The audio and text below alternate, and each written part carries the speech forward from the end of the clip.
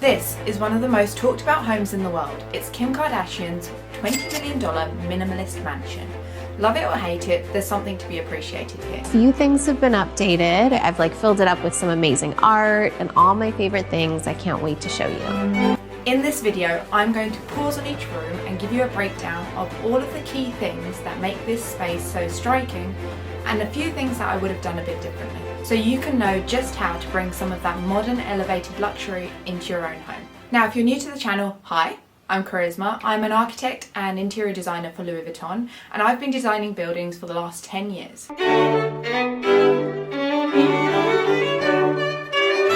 So Kim Kardashian's house is famous for being ultra minimalist. You look at it and you think, can anyone actually live here? The architect in me loves this minimalism, this purity of form, clean lines, just the feeling of the space rather than what's in it.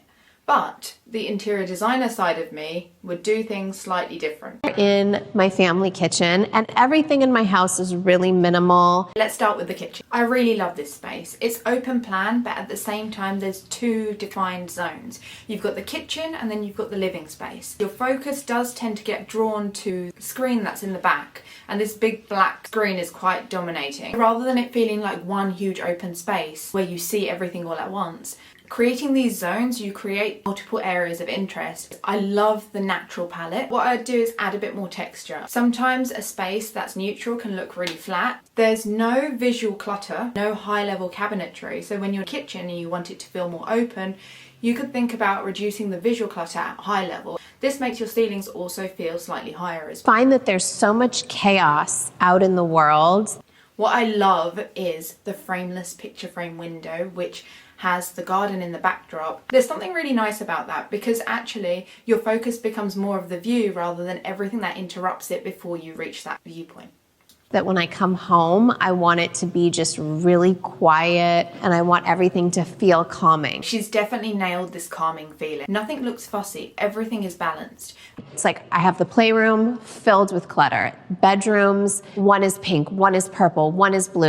For the bedrooms, it would be great to see what she's actually done with them. It's hard to imagine going for a bold colour when you've got this very neutral base. One is dinosaurs. It's like each kid can have their full style and taste in their bedroom and have so much fun. But it's really important, especially with kids' bedrooms, to get them involved in what you're creating for them. This could be through the layout, through colour options, but what you don't want to do is lose the cohesiveness when it comes to your bedrooms versus the rest of your house. To be able to tie all of this in together, you want to have some key elements that you keep continuous throughout the house.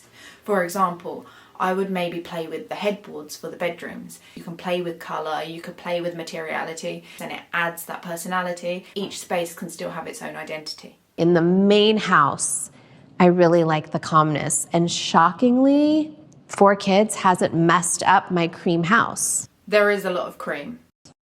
So the living room is probably my least interesting space in this house. There doesn't feel like there's much going on apart from the view. What I would do to add a bit more interest is maybe play with the fireplace, create more of a focal inside the house as well as having the view outside. The ceiling, walls and floor are all of the same colour. This is colour drenching. What it does is blurs the boundary between the wall, floor and ceiling to make your space feel bigger. First object of my affection is my daughter North's paintings and drawings. She's a really, really good artist and she loves to paint. She did this about 2 years ago. She does little paintings for me like this wolf. She did do one of our bearded dragon. I would love to see more of these kind of paintings in the house. You could do something like add a gallery wall that doesn't detract from the neutral interior, but instead creates a focal point within that neutral interior. Play with the composition and also the frame types. By keeping the frame types the same, that matches the same as the kitchen cabinets, could be a way to tie in that cohesive look, but at the same time you're adding those pops of colour through the art pieces. All of these paintings have a really soft tone to them, which balances with the rest of the house. What's a shame is to not have that personality come through into the rest of the house. You can find a balance between having a calm interior and still having personality.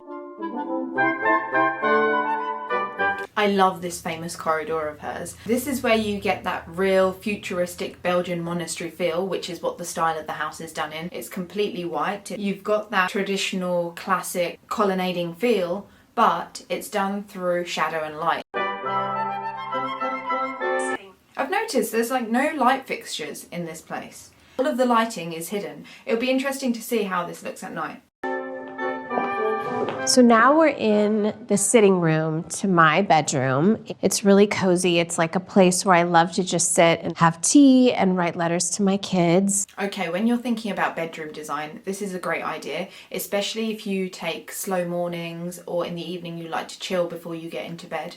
By having a designated area, it's quite nice to have that as a transition before you start your day and before you end your day. It's really important to understand your own behaviour and your own routines when you're remodeling or designing your house. You want to make life easier for yourself. You want to be able to do things that are feeling more convenient. By planning designated areas that are in sequence of the way you like to live your life is a way that you can make your house work for you rather than you just designing pretty spaces. This comes down to the space planning. And I make the most epic baby books for them, so I'm going to show you guys. Anyone knows me, they know that I love to scrapbook. I would love to do like a display library where you have a combination of books, memories, and all of these kind of keepsakes that you can have built in as a library. So it's not always hidden away in a box, in a drawer that you only look at randomly. You could have something where there's objects from different places that you've been in the world. This is what makes your home feel more personal. It also makes it feel curated rather than it being a copy and paste of a minimalist design. I have all of their little hospital details. I've written out, mom and dad's history, and it'll just be so fun when they're older. You can see why I love to archive all things for my kids. They have the best memories, and I'll show you exactly where I got it from. So my mom made this trunk for each of us, but I think we should move on to some other things that I really love. I want to take you guys outside.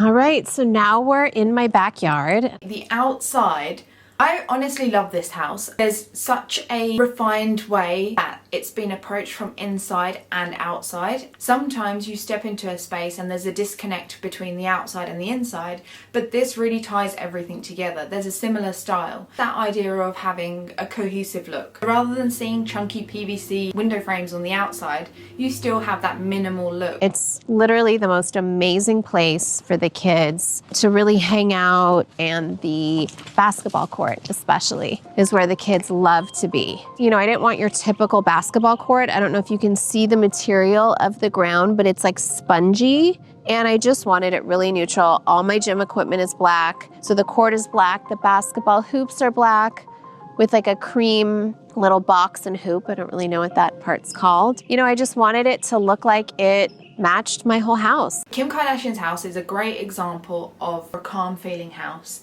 and it's been done in a really clever way. Her design isn't just about making things look nice, it should also function well as well. There's definitely some choices I love and some that I would do differently, but that's what makes design fun, and for you to be able to develop your own style. You take bits of the things that you like and you bring them together in a cohesive way. If you enjoyed this breakdown, don't forget to like and subscribe, and let me know in the comments if you do like Kim Kardashian's house, but you might do differently. I can't wait to hear your thoughts. See you next time.